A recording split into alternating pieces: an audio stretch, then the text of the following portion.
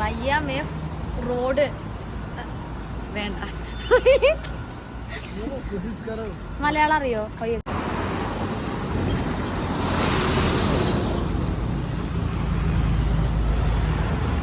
Guys, ഇതെല്ലാം വണ്ടി കച്ചവടത്തിന്റെ ഒരു ഭാഗമാണ്. നമ്മളെങ്ങാനും വഴി പെട്ടുപോയി കഴിഞ്ഞാൽ പെൺകുട്ടികളായിക്കോട്ടെ നടന്നു പോയി ഇരന്നിട്ടാണെങ്കിലും കുപ്പി മേടിച്ചിട്ട് വന്ന് പെട്രോൾ അടിക്കുക.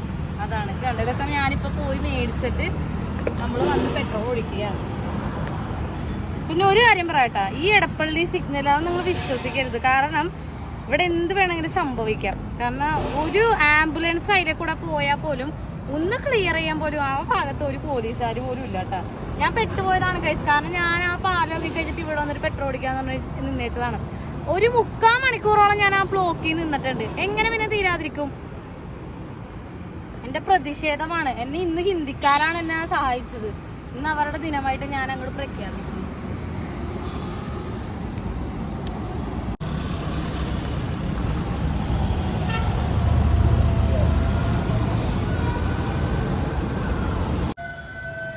അവിടെ ഒരു ആംബുലൻസ് തന്നെ ഉണ്ട്. കണ്ടോ? ഇത് അവിടെ എത്തുമ്പോ കണ്ടോട്ടോ ബ്ലോക്ക് ആകും. അവിടെ ഒരു പോലീസുകാരെ പോലും ഞാൻ കണ്ടിട്ടില്ല.